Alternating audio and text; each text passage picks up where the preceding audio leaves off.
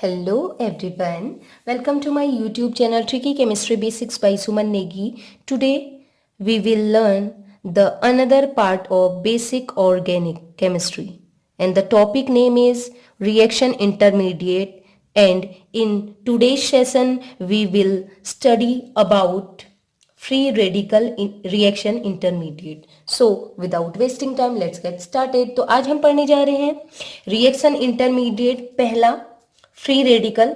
और आपको एक चीज मैं और बता देना चाहती हूँ कि डेली हिंदी वीडियोस आ रही हैं, तो उसमें वेडनेसडे और संडे को आएंगी इंग्लिश की वीडियोस और बाकी दिन हिंदी मीडियम स्टूडेंट्स के लिए आएगी। ठीक है, तो हम इसको स्टार्ट करते हैं टाइम वेस्ट करने से को छोड़ के।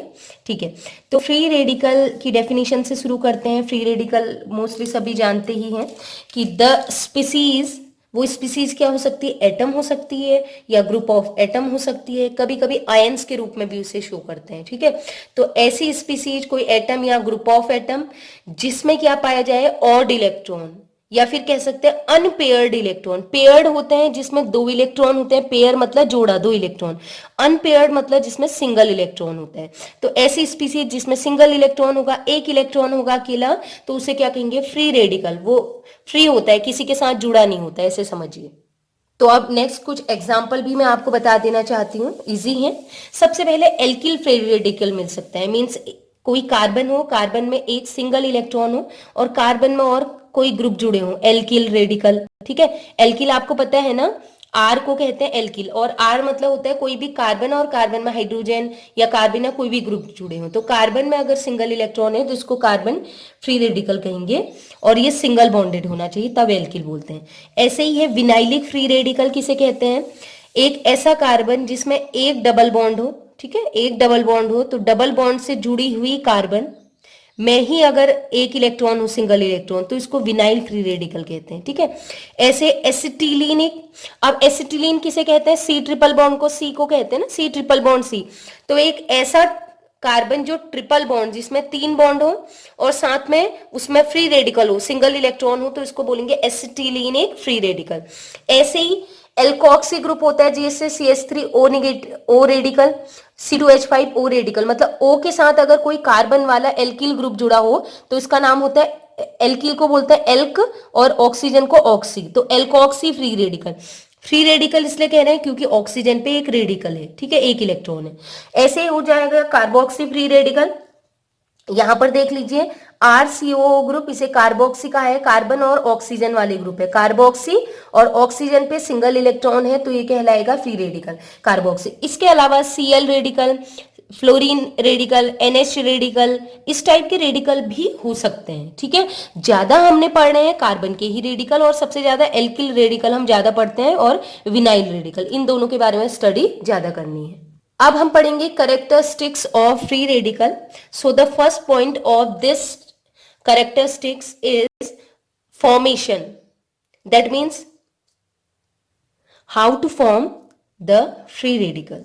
सो इसमें हम पढ़ेंगे कि फ्री रेडिकल कैसे बन रहा है, कौन सी वो प्रक्रिया है। इससे पहले मैंने वीडियोस अपलोड किए हैं, आप उसमें देख सकते हैं, वहां मैंने होमोलिटिक हेट्रोलिटिक फिजन बताया था।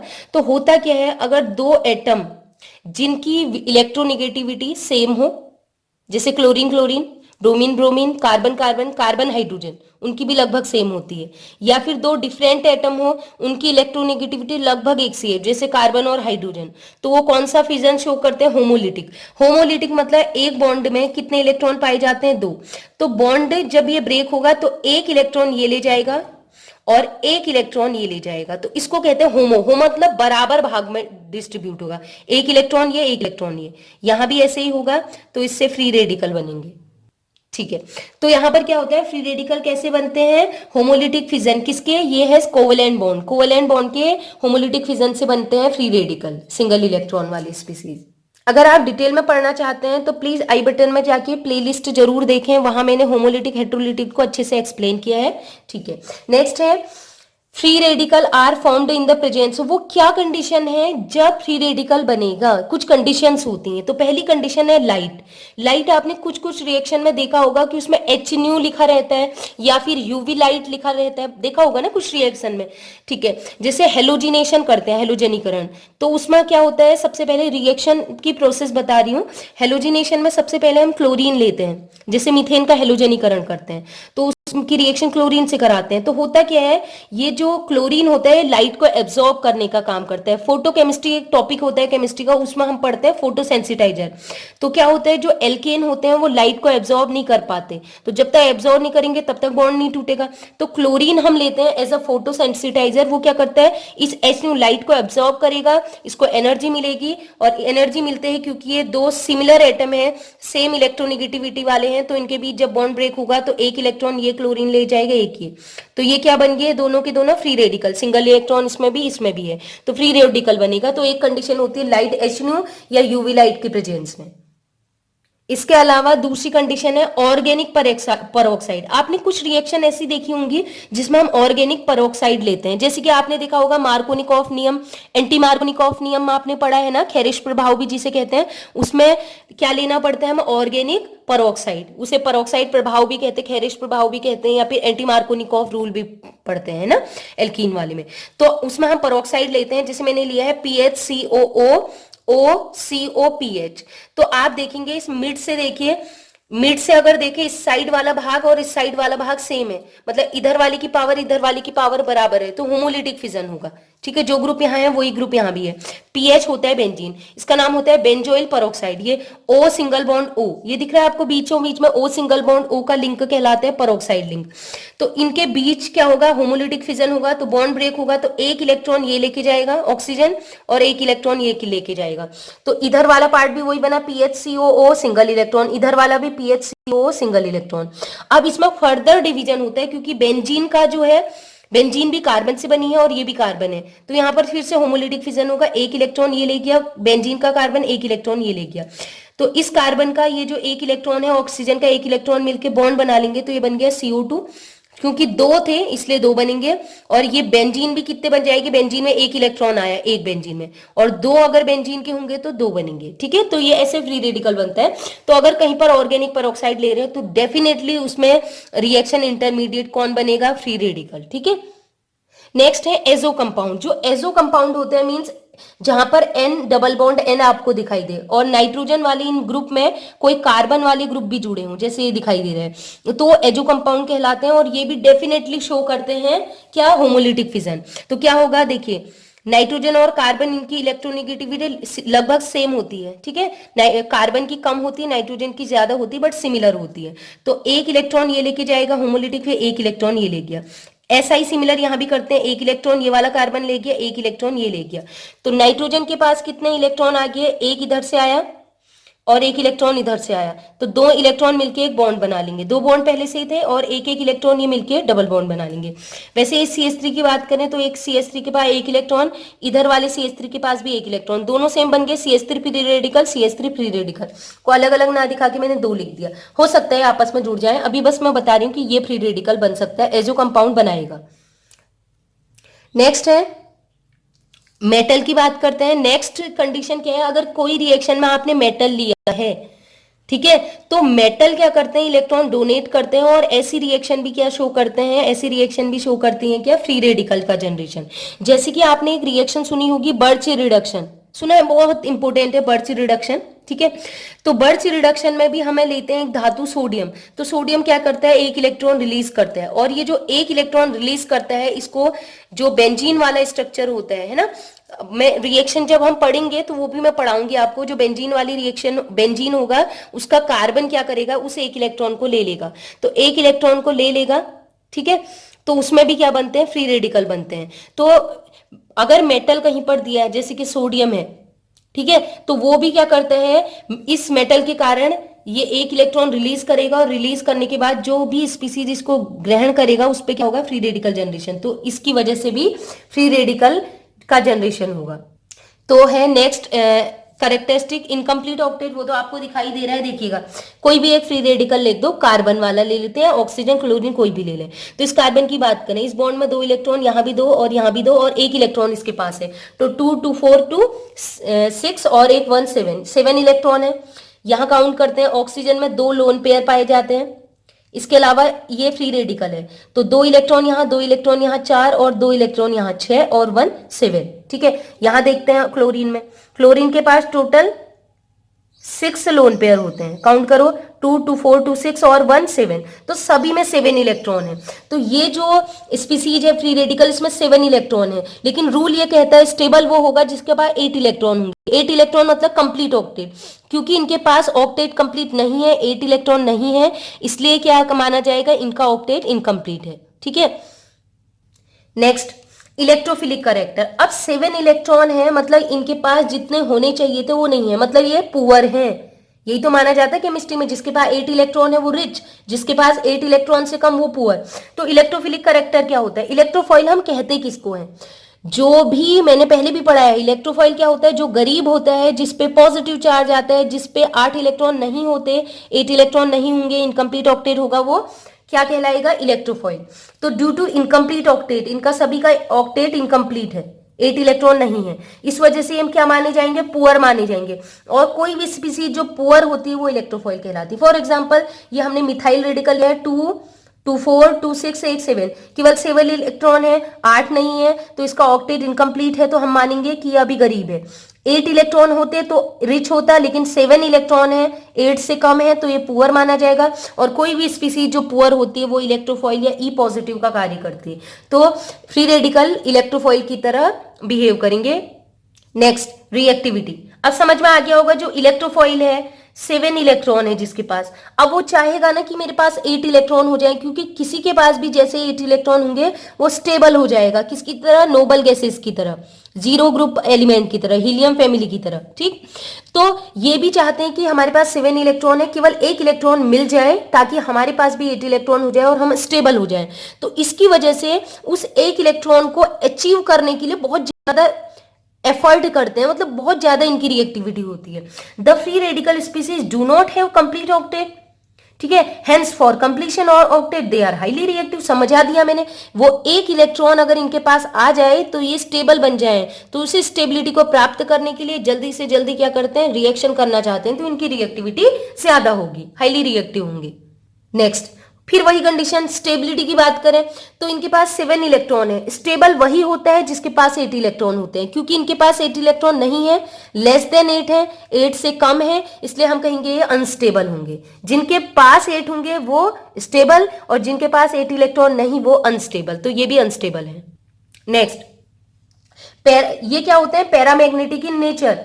सिंगल इलेक्ट्रॉन है ना, बताया था आपको, किसी भी ऑर्बिटल में अगर एक ही इलेक्ट्रॉन हो, सिंगल इलेक्ट्रॉन, तो वो मैग्नेटिक बिहेव शो करेगा, और क्या, पैरामैग्नेटिक। तो पैरा मतलब 1 समझ लेना, जिसके पास भी सिंगल इलेक्ट्रॉन होगा, एक ऑर्बिटल में एक ही इलेक्ट्रॉन हो, सिंगल इलेक्ट्रॉन हो, तो ये पैरामैग्नेटिक बिहेव शो करेगा। ठीक है, और मैग्नेटिक फील्ड में रखेंगे तो ये उसके ओर को अट्रैक्ट होगा, ये भी हम कह सकते हैं। लिखा, free radical contain unpaired electron, hence क्या होता है, अनपेयर्ड इलेक्ट्रॉन के कारण they are paramagnetic in nature.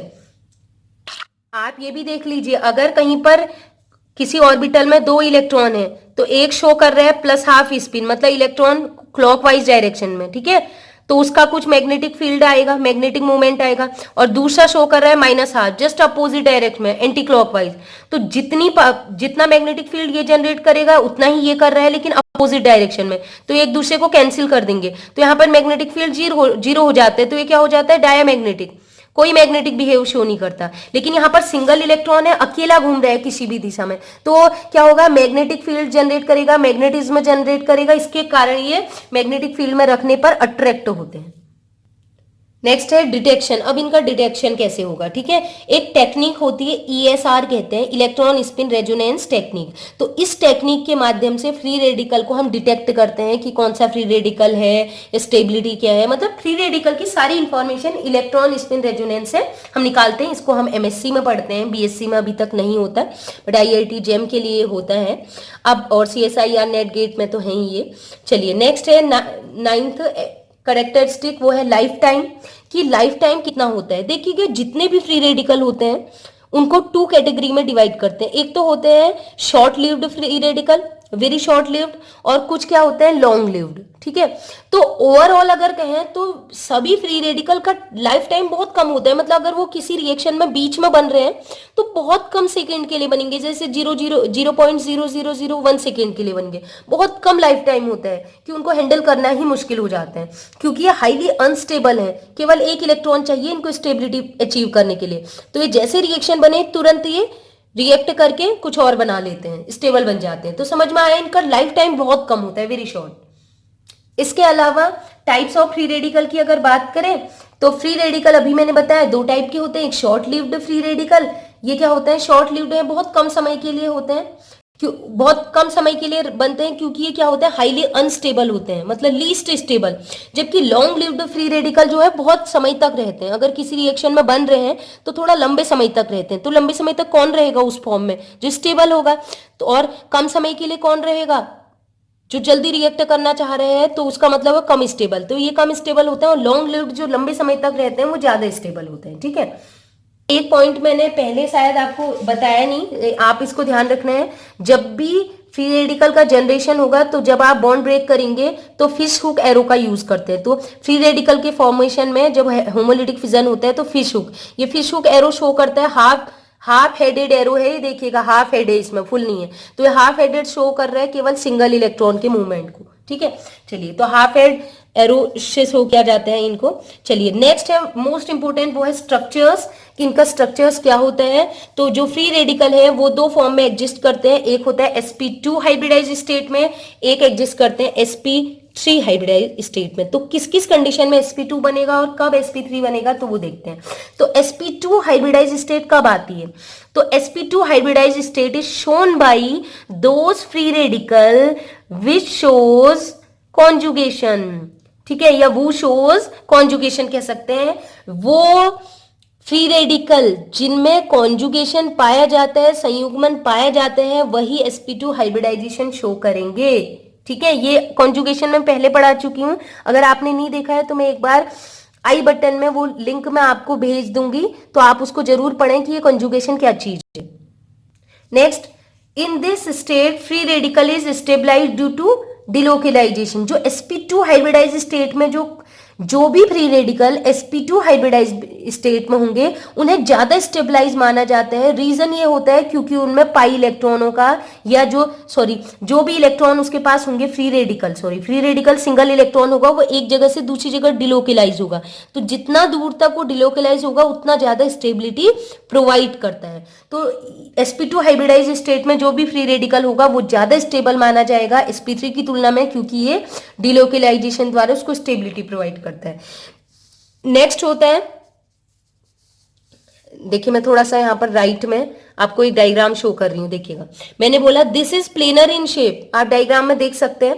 एक आपको प्लेन दिखाई दे रहा है, कार्बन जिसमें अटैच्ड है, और कार्बन के तीनों साइड हाइड्रोजन है, वो तीनों के तीनों 120 डिग्री एंगल में है। और उसमें एक ऑर्बिटल आपको दिखाई दे रहा है, उस प्लेन से ऊपर और उस प्लेन से नीचे, देखिए ब्लू और रेड से दिखाई दे रहा है। वो ऑर्बिटल में ही इलेक्ट्रॉन, सिंगल इलेक्ट्रॉन पाया जाएगा, ठीक है। देख लीजिए यहां पर भी शो किया है, ये कार्बन R R R, और जो तीन ग्रुप लगे हैं वो एक प्लेन में है, इसलिए प्लेनर कहेंगे। और जो एक ऑर्बिटल इसमें होगा जहां ये इलेक्ट्रॉन, सिंगल इलेक्ट्रॉन पाया जाएगा, ये इस प्लेन के जहां पर ये ग्रुप है इनसे ऊपर और नीचे वाले लोब में होगा, ठीक है।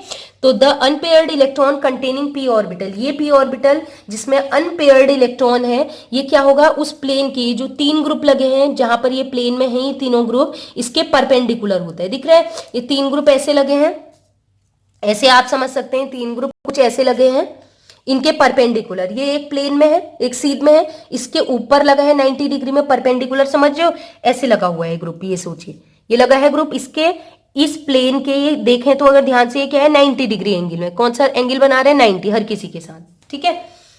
तो यहाँ पर मैंने कुछ एग्जाम्पल भी शो कर दिए, देखिएगा यहाँ पर डबल सिंगल रेडिकल है ना, डबल सिंगल रेडिकल मतलब पाई सिग्मा रेडिकल, तो ये कॉन्जुगेशन शो करेगा, यहाँ भी देख लीजिए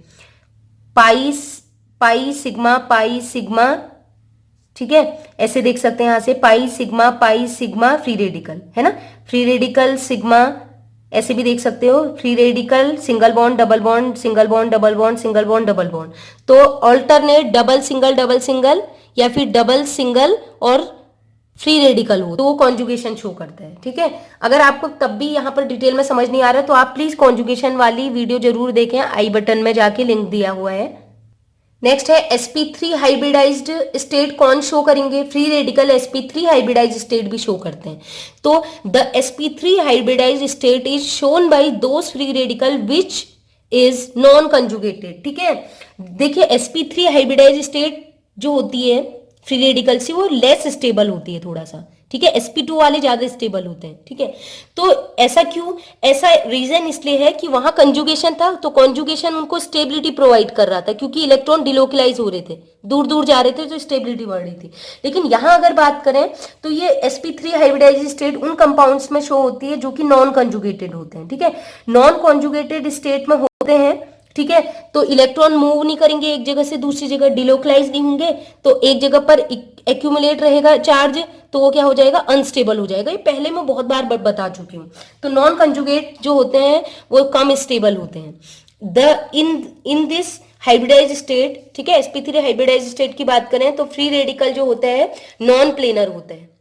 ठीक है, एंड पिरामिडल इन शेप। ये क्या होंगे? Non planar. वहां पर प्लेनर थे, तीन जो ग्रुप थे वो प्लेनर थे, उनके परपेंडिकुलर में कौन था? फ्री रेडिकल था p ऑर्बिटल में। यहां पर क्या होंगे? जो तीनों के तीनों ग्रुप होंगे, फ्री रेडिकल जिस कार्बन में पाया जाता है उसके तीनों ग्रुप क्या होंगे? Non planar. क्यों? क्योंकि ये पिरामिडल शेप में। sp3 हाइब्रिडाइजेशन कौन सा होता है? पिरामिडल शेप होता है। ठीक है, sp2 में प्लेनर। तो ये ध्यान रखिएगा, दिखाई दे रहा है ये पिरामिडल शेप है, और इसके ऊपर आपको दिखाई दे रहा है एक लोब है, इसका नीचे वाला लोब नीचे को होगा, मैंने शो नहीं किया है। एक लोब में इलेक्ट्रॉन दिखा दीजिए, इधर डायग्राम भी है वो आपको दिखाई दे रहा होगा, ज्यादा क्लियर हो रहा होगा कि इसमें। और ध्यान रखिएगा ये जो पिरामिडल शेप है इसको थोड़ा सा एनर्जी दें तो इन्वर्ट हो जाता है। इन्वर्ट समझ रहे हो? ये 3 R ग्रुप जैसे छतरी होती है, 3 R ग्रुप ऊपर को चले जाएंगे, देखिएगा डायग्राम में, और ये जो फ्री रेडिकल वाला लोब है ये नीचे को आ जाएगा, डायग्राम में शो हो रहा है। नेक्स्ट है the sp3 hybridize state is generally shown by. अब ये कैसे पहचानोगे कि sp3 हाइब्रिडाइज स्टेट वाला फ्री रेडिकल है या कौन सा? तो ये है इसका इंपॉर्टेंट पॉइंट।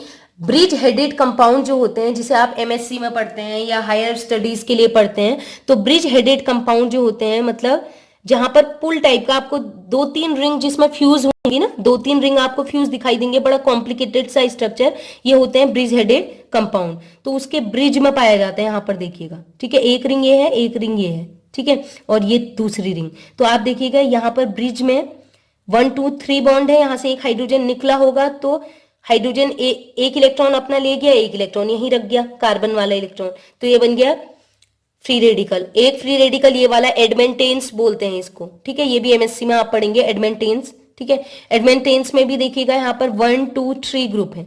ठीक है, एक इलेक्ट्रॉन सिंगल है, तो ये हो जाएगा क्या? Free radical. इसके अलावा एक चीज मैं और बताना आपकी चाह रही हूँ, जैसे अगर कार्बन के साथ एल्किल ग्रुप ना जुड़ा हो, कार्बन वाले ग्रुप ना जुड़े हो, जैसे फ्लोरीन जुड़ा है, मोस्ट इलेक्ट्रोनिगेटिव एलिमेंट, क्लोरीन जुड़ा है इलेक्ट्रोनिगेटिव ग्रुप, या फिर ऑक्सीजन जुड़ा है, ऐसे ग्रुप जो क्या होते हैं जिनके इलेक्ट्रॉन की अट्रैक्टिंग पावर ज्यादा हो, तो ये क्या करेंगे? फ्री रेडिकल को थोड़ा सा डीस्टेबलाइज करते हैं। ठीक है, तो ये जो होते हैं वो sp3 हाइब्रिडाइज्ड स्टेट में होता है। इस कंडीशन में भी इसको sp3 हाइब्रिडाइज स्टेट में सोचेंगे। और अगर यहाँ पर कार्बन जुड़े होते CH3 एल्किल ग्रुप, तो वो फिर sp2 हाइब्रिडाइज स्टेट शो करता है, क्योंकि वो ज्यादा स्टेबल होते हैं, ये अनस्टेबल होते हैं। ठीक है, उसकी तुलना में तो ये कम एग्जिस्ट करते हैं ये वाले स्ट्रक्चर, और sp2 हाइब्रिडाइज स्टेट में ज्यादा फ्री रेडिकल एग्जिस्ट करेंगे। नेक्स्ट है स्टेबिलिटी की बात करते हैं। तो stability, free radical stability, 2 type के फ्री रेडिकल होते हैं। एक शॉर्ट लिव्ड फ्री रेडिकल, तो शॉर्ट लिव्ड फ्री रेडिकल वो होता है जिसका टाइम पीरियड जो रिएक्शन में बनेगा इंटरमीडिएट फ्री रेडिकल, वो बहुत कम समय के लिए बनता है। ठीक है, तो ये होंगे शॉर्ट लिव्ड फ्री रेडिकल। और इसका एग्जांपल है जो एल्किल फ्री रेडिकल होते हैं, ये बहुत कम समय के लिए बनते हैं। ठीक है, 1 डिग्री 2 डिग्री 3 डिग्री, मतलब primary secondary tertiary free radical जो होते हैं, ये होते हैं शॉर्ट लिव्ड फ्री रेडिकल, और इनको हैंडल करना बहुत मुश्किल होता है। मतलब देखिए, अगर कोई 0.00001 सेकेंड के लिए बन रहा है, तो उसको देखना उतने समय में, जितने कम समय के लिए वो बन रहा है उतनी जल्दी उसको ऑब्जर्व करना बहुत टफ होता है, तो उसको हैंडल करना काफी टफ। तो ये बहुत कम समय के लिए बनते हैं, मतलब इनको जल्दी से जल्दी रिएक्ट करके स्टेबल बनना है, तो ये हाईली रिएक्टिव होते हैं। तो इनकी स्टेबिलिटी को बढ़ाने के लिए हम क्या क्या कर सकते हैं, ठीक है। तो पहला है inductive effect, plus I effect. तो ये तो हम पढ़ चुके हैं इंडक्टिव इफेक्ट, अगर आपने नहीं देखी तो वो वाली प्लेलिस्ट भी देख सकते हैं, जीओसी को मैंने काफी डिटेल में पढ़ाया हुआ है, जीओसी वाली टेबल आप प्लेलिस्ट जरूर देखें। तो इंडक्टिव इफेक्ट, और इंडक्टिव इफेक्ट भी कौन सा वाला, प्लस आई, जिसमें डोनेट करेगा, क्योंकि फ्री रेडिकल सिंगल इलेक्ट्रॉन है, 7 इलेक्ट्रॉन है केवल, ठीक है, 8 इलेक्ट्रॉन नहीं है इसके पास। तो ये क्या है, पुअर। तो पुअर को हमने रिच बनाने हैं, तो कैसे भी रिच बनाए कि वो स्टेबल बन जाए। तो दो ग्रुप होते हैं इंडक्टिव इफेक्ट के, एक तो प्लस आई ग्रुप जो रिच बनाते हैं, किसी को दान करते हैं, और माइनस आई ग्रुप जो इलेक्ट्रॉन खींच लेते हैं, पुअर बनाते हैं। तो हमें ऐसे ग्रुप इसमें जोड़ने हैं जो इसको रिच बनाए, मतलब डोनेट करें। तो फ्री रेडिकल पुअर है, उसको उसमें हमने ऐसे ग्रुप जोड़ दिए जो इसको इलेक्ट्रॉन डोनेट करेंगे, ठीक है। तो इलेक्ट्रॉन डोनेट करेंगे तो रिच बनेगा। तो हम कह सकते हैं, ये देखिए मिथाइल रेडिकल, हाइड्रोजन कोई भी ग्रुप ना तो प्लस आई शो करता है ना ही माइनस आई, तो यहाँ पर कोई प्लस आई ग्रुप नहीं है। यहाँ पर देखिए कार्बन फ्री रेडिकल में जुड़ा है एक CH3 ग्रुप, तो एक प्लस आई ग्रुप, यहाँ पर 2 CH3 जुड़ गए इस फ्री रेडिकल में, 2 प्लस आई, और इसमें 3 प्लस आई ग्रुप जुड़ गए। तो हमें पता है जितना ज्यादा प्लस आई ग्रुप जुड़ेगा उतने ज्यादा यहाँ पर कार्बन पे इलेक्ट्रॉन डेंसिटी बढ़ेगी, और क्योंकि इस समय ये इलेक्ट्रॉन पुअर माना जा रहे हैं, तो जितने ज्यादा इसके पास इलेक्ट्रॉन बढ़ेंगे वो स्टेबिलिटी बढ़ती जाएगी, मतलब प्लस आई ग्रुप बढ़ेंगे तो स्टेबिलिटी भी इंक्रीज होगी। नेक्स्ट पॉइंट है hyperconjugation. As increasing the number of hyperconjugative structure, resonating structure भी इसको कहते हैं, स्टेबिलिटी बढ़ जाती है। हाइपर कंजुगेशन भी मैं पढ़ा चुकी हूँ। हाइपर कंजुगेशन ऐसे कंपाउंड्स में जिनमें अल्फा हाइड्रोजन होता है, ठीक है। तो ये कार्बन जिसमें फ्री रेडिकल पाया जाता है, इसके जस्ट बगल वाली कार्बन, इससे अटैच्ड कार्बन को अल्फा कार्बन कहते हैं। क्या इसमें अल्फा कार्बन है, इस फ्री रेडिकल वाली कार्बन में कोई कार्बन जुड़ा है, नहीं। तो यहाँ पर कोई भी अल्फा कार्बन नहीं है, तो अल्फा कार्बन ही नहीं है तो अल्फा हाइड्रोजन भी नहीं होगा। इसकी बात करते हैं, ये जो कार्बन फ्री रेडिकल, इसको ग्रुप मानेंगे, इसके बगल में कोई डायरेक्टली अटैच कार्बन है, यस है। इस कार्बन में कितना हाइड्रोजन, 3, तो ये हो जाएगा 3 अल्फा हाइड्रोजन, और तो है नहीं कहीं पर। इस कार्बन को भी ग्रुप मानेंगे, इसमें डायरेक्टली अटैच कार्बन एक ही है, एक ही है, ठीक है, 2 अल्फा कार्बन। तो इस अल्फा कार्बन में कितना हाइड्रोजन, 3 अल्फा है, 3 अल्फा है, टोटल 6 अल्फा है। यहां बात करें directly attach 3 carbon, 3 3 3, total 9 alpha hydrogen. तो हमें पता है जैसे जैसे नंबर और अल्फा हाइड्रोजन बढ़ेंगे स्टेबिलिटी भी बढ़ेगी, क्योंकि अल्फा हाइड्रोजन भी मैंने हाइपर कंजुगेशन में बताया है कि कैसे स्टेबिलिटी बढ़ती है, वहां पर जाके आप जरूर देखें। हाइपर कंजुगेशन स्टेबिलिटी को बढ़ाता है और इंडक्टिव इफेक्ट से ज्यादा बढ़ाता है स्टेबिलिटी। नेक्स्ट है रेजोनेंस। तो रेजोनेंस भी क्या करता है, स्टेबिलिटी को इंक्रीज करता है, ठीक है। तो शॉर्ट लिव्ड फ्री रेडिकल की बात कर रहे हैं, तो अधिकतर शॉर्ट लिव्ड जो फ्री रेडिकल होते हैं रेजोनेंस कम शो करते हैं। केवल एलाइलिक फ्री रेडिकल वो है, ठीक है, एलाइलिक फ्री रेडिकल वो है जो क्या करते हैं, रेजोनेंस शो करते हैं। देखिए डबल सिंगल फ्री रेडिकल है, या फिर कह सकते हैं पाई सिग्मा फ्री रेडिकल, तो ये रेजोनेंस शो करेगा। रेजोनेंस होता है इलेक्ट्रॉनों का मूवमेंट, कॉन्जुगेशन कह सकते हैं उसको। तो देखिएगा इसके 2 इलेक्ट्रॉन अपनी जगह से डिस्प्लेस होंगे, ये इलेक्ट्रॉन इधर चला जाएगा, ठीक है, और ये इलेक्ट्रॉन यहाँ। तो इसका एक इलेक्ट्रॉन कार्बन पे आ चुका है यहाँ पर, इस कार्बन पे, और इसका इलेक्ट्रॉन भी इस कार्बन पे आ चुका है। ये 2 इलेक्ट्रॉन आपस में मिलेंगे तो एक बॉन्ड बन जाएगा। जबकि इसका ये इलेक्ट्रॉन जब इस कार्बन पे गया तो इधर कोई भी बचा नहीं है इसके पास बॉन्ड बनाने के लिए, ठीक है। तो आप देख सकते हैं, तो यहां पर इस वाले कार्बन पे था फ्री रेडिकल, अब कौन से कार्बन पे चला गया, इस कार्बन पे, तो 2 रेजोनेटिंग स्ट्रक्चर बन गए। तो जैसा कि हम जानते हैं जितने ज्यादा रेजोनेटिंग स्ट्रक्चर बनते हैं उतनी ज्यादा स्टेबिलिटी। तो इन सभी में अगर बात करें जो मैंने पहले भी पढ़ाए हैं, ठीक है, शॉर्ट लिव्ड रेडिकल की, तो सबसे कम स्टेबल, इससे ज्यादा स्टेबल ये होता है, इससे ज्यादा स्टेबल ये, इससे ज्यादा स्टेबल ये, और इन सब की तुलना में इससे ज्यादा स्टेबल एलाइलिक फ्री रेडिकल होगा, ठीक है। और हम अब बात करेंगे next long lived free radical, वो ज्यादा स्टेबल होते हैं इनसे ज्यादा। तो नेक्स्ट है लॉन्ग लिव्ड फ्री रेडिकल। जैसा कि आपको पता चल गया होगा, लॉन्ग लिव्ड मतलब ऐसे फ्री रेडिकल जिनकी लाइफ टाइम ज्यादा होगी, शॉर्ट लिव्ड की बजाय ज्यादा होती है, वो कहलाते हैं लॉन्ग लिव्ड फ्री रेडिकल। अब आपको पहचानना कैसे वो मैं जरूर बताऊंगी। लॉन्ग लिव्ड फ्री रेडिकल वो होते हैं जिनमें रेजोनेंस एक्सट्रीम पाया जाता है, मतलब जिनमें रेजोनेंस ज्यादा होगा, ज्यादा रेजोनेटिंग स्ट्रक्चर बनेंगे, क्योंकि रेजोनेंस बहुत ज्यादा स्टेबिलिटी पर प्रोवाइड कराता है बजाय हाइपर कॉन्जुगेशन या फिर प्लस आई के, प्लस एम के।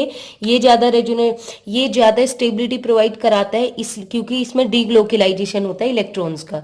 तो जितना ज्यादा रेजोनेटिंग स्ट्रक्चर उतना ज्यादा टाइम स्पेंड करेगा वो फ्री रेडिकल, ठीक है, उसकी लाइफ टाइम उतनी ज्यादा।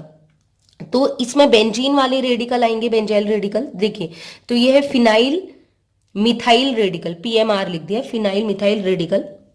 इसकी अगर बात करें, इसमें दो फिनाइल हैं तो डाइफिनाइल मिथाइल रेडिकल, और इसमें है ट्राइफिनाइल मिथाइल रेडिकल, टीपीएमआर, ठीक है। अगर आप जनरली देखें तो ये फ्री रेडिकल है, ये भी कार्बन फ्री रेडिकल, ये भी कार्बन फ्री रेडिकल, लेकिन इसमें एक ही बेंजीन रिंग अटैच्ड है, इसमें दो बेंजीन रिंग अटैच्ड है, इसमें तीन बेंजीन रिंग अटैच है। और जैसा कि हम जानते हैं, अगर प्रॉपर इनके रेजोनेटिंग स्ट्रक्चर ड्रॉ करेंगे तो इसके रेजोनेटिंग स्ट्रक्चर कम होंगे, इसकी रेजोनेटिंग दो बेंजीन रिंग है, तो इसमें देखिए पाई की संख्या भी बढ़ रही है ना, रेजोनेंस किसे कहते हैं, पाई सिग्मा होना चाहिए। तो यहाँ पर पाई बॉन्ड केवल 6 है, यहाँ पर यहाँ 3 है, यहाँ 3 और 3 6 है, यहाँ 3 3 3, यहाँ 9 है। तो जितने ज्यादा पाई बॉन्ड ऑल्टरनेशन में है उतने ज्यादा रेजोनेंस हो रहा होगा, और जितना ज्यादा रेजोनेंस होगा उतना रेजोनेटिंग स्ट्रक्चर। और जैसा कि मैंने रेजोनेंस वाला जो जीओसी टॉपिक मैंने पढ़ाया था, जनरल ऑर्गेनिक केमिस्ट्री, उसमें रेजोनेंस बहुत डिटेल में पढ़ाया था, तो वही मैं आपसे कह रही हूँ, जीओसी पहले पढ़ें देन इसमें आप मूव करें, ठीक है। तो वहां भी मैंने बताया था कि रेजोनेटिंग स्ट्रक्चर बनेंगे तो स्टेबिलिटी बढ़ेगी। तो इन तीनों में सबसे ज्यादा स्टेबिलिटी इसकी, क्योंकि मोर रेजोनेटिंग स्ट्रक्चर, इसकी स्टेबिलिटी कम क्योंकि लेस रेजोनेटिंग स्ट्रक्चर, और इसकी लीस्ट रेजोनेटिंग स्ट्रक्चर होने की वजह से स्टेबिलिटी लीस्ट हो जाएगी इन तीनों में, ठीक है। लेकिन देखिए क्या होता है, इसमें भी अगर हम बात करें ऑर्थो पोजीशन पर अगर ग्रुप प्रेजेंट हो तो स्टेबिलिटी और बढ़ जाती है। देख लीजिएगा, ये मैंने टीपीएमआर लिया है, ट्राइफिनाइल मिथाइल रेडिकल, और ये मैंने लिया है ट्राई ऑर्थोटोलिल मिथाइल रेडिकल, ठीक है। तो है ये वही दोनों, बस डिफरेंस आप देखेंगे यहाँ पर ऑर्थो पोजीशन पे मिथाइल ग्रुप अटैच हो गया, ठीक है। तो मिथाइल ग्रुप अटैच होने की वजह से यहाँ पर अगर आप देखें तो यहाँ पर प्लस आई इफेक्ट भी शो हो रहा है, मतलब ये इलेक्ट्रॉन डोनेशन कर रहा है, स्टेबिलिटी बढ़ा रहा है। इसके अलावा इस ग्रुप के आने की वजह से हाइपर कॉन्जुगेशन इफेक्ट भी होगा, ठीक है, क्योंकि ये डबल बॉन्ड है, डबल बॉन्ड से अटैच, यहाँ पर डबल बॉन्ड होगा, उससे अटैच जो कार्बन है, ठीक है, डबल बॉन्ड यहाँ पर रहा होगा, डबल सिंगल होता है ना, तो डबल से अटैच जो कार्बन है, अल्फा कार्बन, इसमें 3 हाइड्रोजन है, 3 यहाँ है, 3 यहाँ है, तो हाइपर कंजुगेशन भी हो रहा है, प्लस आई इफेक्ट भी हो रहा है इनकी वजह से, और इसके अलावा रेजोनेंस तो शो कर ही रहे हैं, तो इसकी वजह से इसकी तुलना में इसकी स्टेबिलिटी ज्यादा होगी, इसलिए क्या हो जाएगा, इसकी स्टेबिलिटी ज्यादा होती है बजाय इसकी। तो कुछ और भी फैक्टर होते हैं जो रिस्पॉन्सिबल होते हैं, एक्सेप्शनल केस भी होते हैं, तो मैं डेफिनेट उतने ही बता रही हूँ जो आपको फायदे करेंगे। तो ये डेफिनेशन आपको पता ही, long lived free radicals are those which are extremely stable due to large delocalization, their life time is larger than short lived free radical. ये मैं बता चुकी हूँ, डिलोकलाइजेशन के कारण, रेजोनेंस के कारण वो ज्यादा टाइम स्पेंड करते हैं, इस वजह से इनकी लाइफ टाइम किससे ज्यादा होगी, शॉर्ट लिव्ड पीरियड से, ठीक है, फ्री रेडिकल से। अब हम बात करेंगे फ्री रेडिकल का फॉर्मेशन की कुछ मेथड्स। तो फर्स्ट मेथड है गोम्बर्ज मेथड। ये गोम्बर्ज ही वो साइंटिस्ट हैं जिन्होंने फ्री रेडिकल्स को सबसे पहले प्रिपेयर किया था, और यही वो रिएक्शन थी जिससे उन्होंने सबसे पहले फ्री रेडिकल का जनरेशन किया था, इसलिए गोम्बर्ज को ही इसकी फ्री रेडिकल की डिस्कवरी का श्रेय जाता है, ठीक है, क्रेडिट इन्हीं को जाता है। तो क्या था, ये लिया है ट्राइफिनाइल मिथाइल क्लोराइड, ठीक है। इसको, इसकी रिएक्शन क्या करते हैं, इसको हम क्या करेंगे, बेंजीन में घोल देंगे। सबसे पहले बेंजीन सॉल्वेंट के साथ एक सॉल्यूशन बनाएंगे इसका, उसके बाद उसमें या तो सिल्वर या फिर मरकरी Hg वो डाल देंगे, और 25 डिग्री सेल्सियस पर गर्म करेंगे, ठीक है, दो, और उसको सॉल्यूशन को क्या करेंगे, सॉरी गर्म नहीं करेंगे, 25 डिग्री सेल्सियस तो रूम टेम्परेचर होता है। इस सॉल्यूशन को जो हमने बेंजीन और इसका मिक्स किया था और उसमें Ag डाल दिया, तो उसको हमने स्टायरिंग करनी है, ठीक है, उसको हिलाते रहना है। वो मतलब हमें कंटिन्यूअस तो नहीं, कुछ कुछ रुक के करना है, लगभग 2 से 3 दिन बाद ये प्रोडक्ट बनता है, इतनी मतलब इतना ज्यादा टाइम टेकिंग प्रोसेस है, ठीक है। तो होगा ही, कार्बन और Cl जो है ये वाला बॉन्ड ब्रेक हुआ, ठीक है। Ag जो है वो Cl को, क्योंकि Cl अब आगे हम पढ़ेंगे जब मैं बताऊंगी, Cl एक अच्छा इलेक्ट्रोफ्यूज होता है, ये सॉरी न्यूक्लियोफ्यूज होता है, आसानी से निकल जाता है, ठीक है, अच्छा लिविंग ग्रुप है, बाहर निकल जाएगा। तो ये बॉन्ड ब्रेक हुआ, तो क्योंकि यहाँ पर फ्री रेडिकल जनरेशन हो गया, एक इलेक्ट्रॉन ये ले गया, एक Cl ले गया, ठीक है। तो Cl अपने इलेक्ट्रॉन के साथ, Ag के इलेक्ट्रॉन के साथ, यहाँ पर शो नहीं किया लेकिन होता है इसके साथ, ठीक है, एक इलेक्ट्रॉन इसका और एक Cl का मिलकर आपस में बॉन्ड बना लेंगे AgCl, और कार्बन का रेडिकल इसी के पास रहेगा। तो ये जो है ट्राइफिनाइल मिथाइल रेडिकल, ये फर्स्ट डिस्कवर्ड फ्री रेडिकल है जो कि गॉम्बर्ज ने डिस्कवर किया था।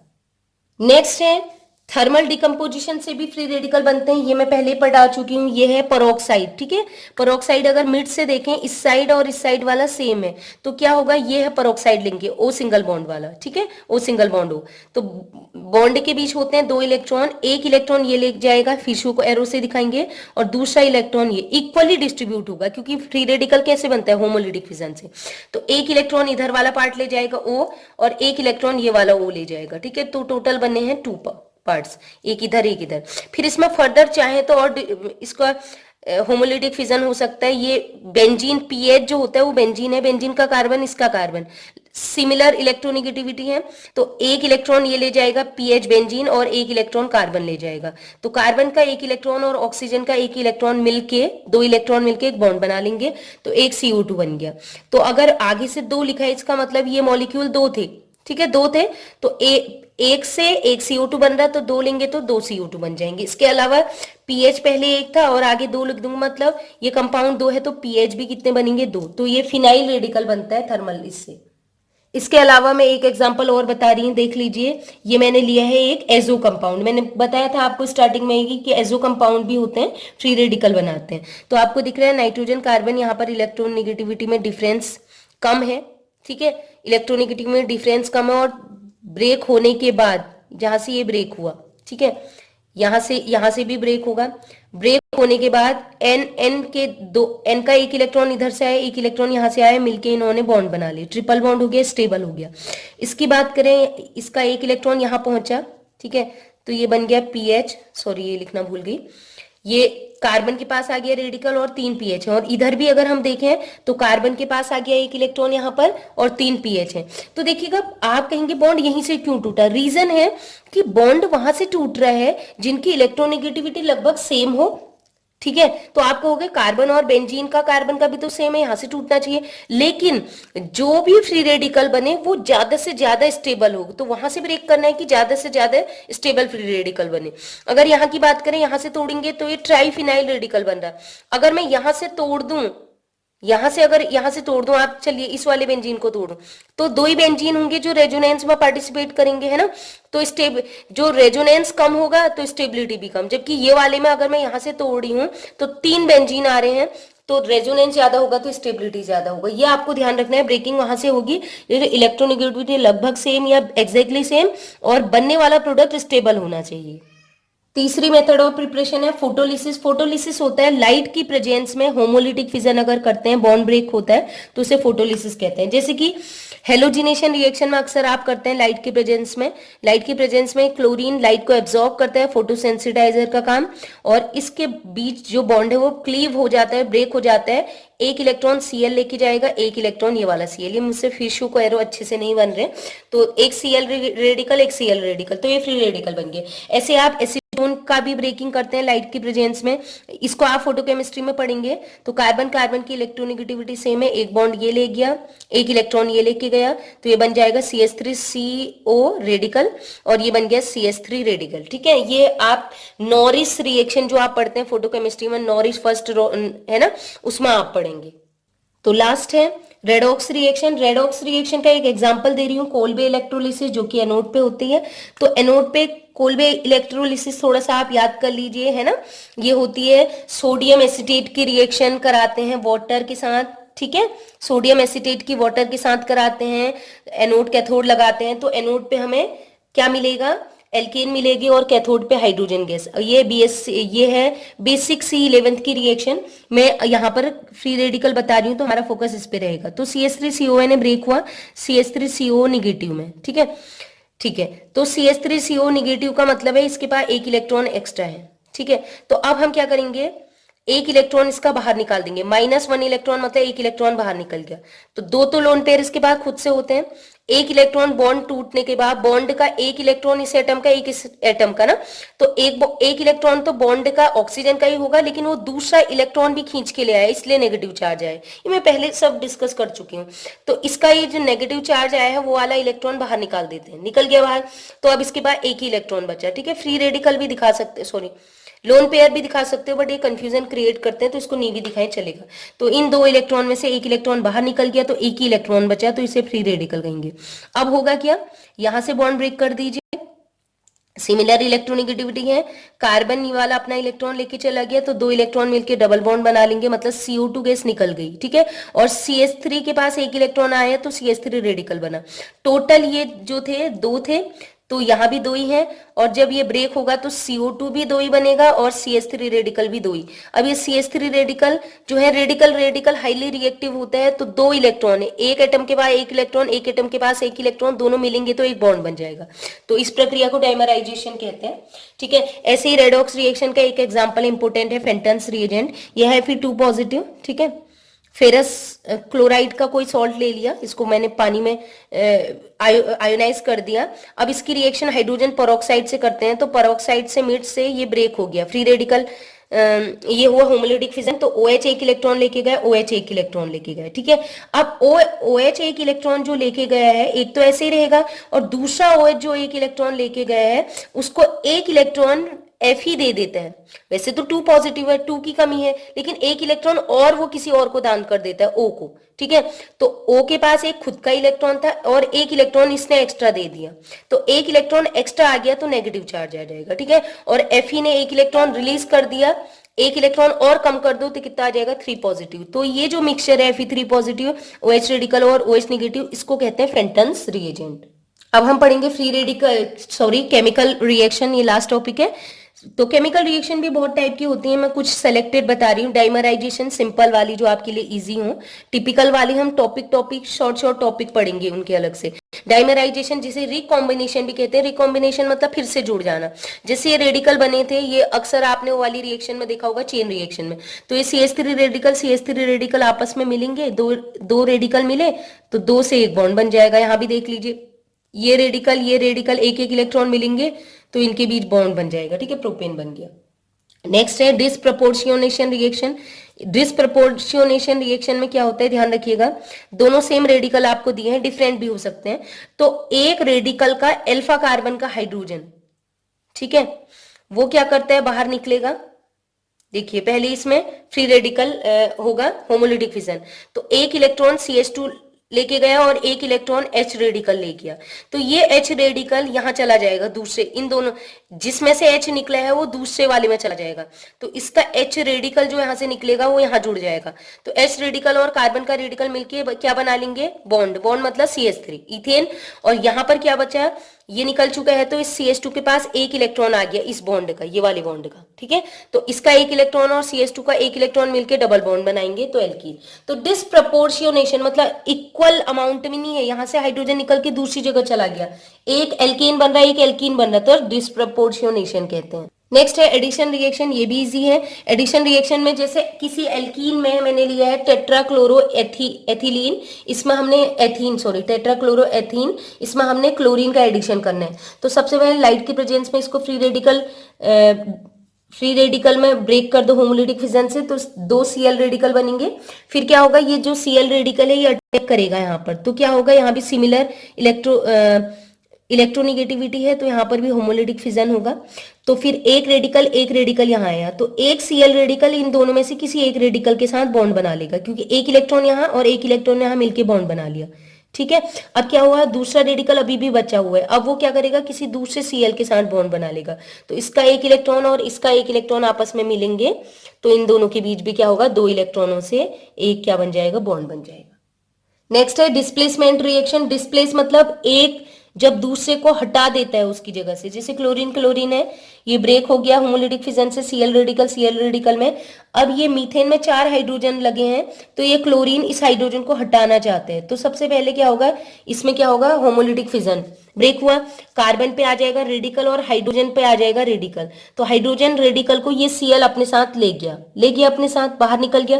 अब इसकी जगह खाली हो चुकी, मतलब H को कौन भगा के ले गया, बाहर निकाल दिया इस Cl ने। अब ये कार्बन का रेडिकल फ्री हो गया, ये वाली जगह, ये वाला ऑर्बिटल खाली हो गया। अब ये Cl रेडिकल यहाँ पर अटैक करेगा, तो दो फ्री रेडिकल जो है, दो इलेक्ट्रॉन मिलके क्या बना लेंगे, बॉन्ड बना लेंगे। लास्ट है रीअरेंजमेंट रिएक्शन, जैसे कि देखिएगा 2 स्टेप में है, टर्ट ब्यूटॉक्साइड परोक्साइड हमने ले लिया, ठीक है, जैसे हाइड्रोजन परोक्साइड होता है वैसे टर्ट ब्यूटोक्साइड परोक्साइड ले लिया हमने, ठीक है, ब्यूटाइल परोक्साइड। तो इसको बीच से ब्रेक कर देंगे, वही कंडीशन है, होमोलिटिक फिजन, दो पार्ट में डिवाइड हो जाएगा, तो टर्ट ब्यूटोक्साइड फ्री रेडिकल बन गया। अब इसकी रिएक्शन इस कंपाउंड के साथ करेंगे जो आपको दिया हुआ है। सबसे पहले क्या होगा, कार्बन और हाइड्रोजन की इलेक्ट्रोनेगेटिविटी में कम डिफरेंस है तो ये बॉन्ड ब्रेक होगा। होमोलिटिक फिजन से एक इलेक्ट्रॉन कार्बन के पास आ जाएगा और हाइड्रोजन का इलेक्ट्रॉन जो है वो इस ओ फ्री रेडिकल के साथ बॉन्ड बना लेगा, क्योंकि ये भी फ्री रेडिकल ये भी फ्री रेडिकल, बॉन्ड बन गया। अब ये भी फ्री रेडिकल है, हाईली रिएक्टिव, तो ये भी बॉन्ड ब्रेक होगा क्योंकि दोनों दोनों कार्बन है तो फ्री रेडिकल। तो कार्बन का एक इलेक्ट्रॉन यहां से आया और एक पहले से ही था तो ये चला गया, अभी फ्री रेडिकल नहीं है, अब दो इलेक्ट्रॉन आ चुके हैं, ठीक है, पेयर हो चुके हैं, चला गया, स्टेबल हो गया। इस प्रोसेस को डीकार्बोनाइलेशन कहते हैं। अब ये CH2 रेडिकल अगर कहें तो डायरेक्टली अटैच एक कार्बन है तो 1 डिग्री फ्री रेडिकल है। अब हमें पता है अगर ये 2 डिग्री या 3 डिग्री में बदल सकता है तो ज्यादा स्टेबल होता है, तो कोशिश करेंगे इसको बदलने की।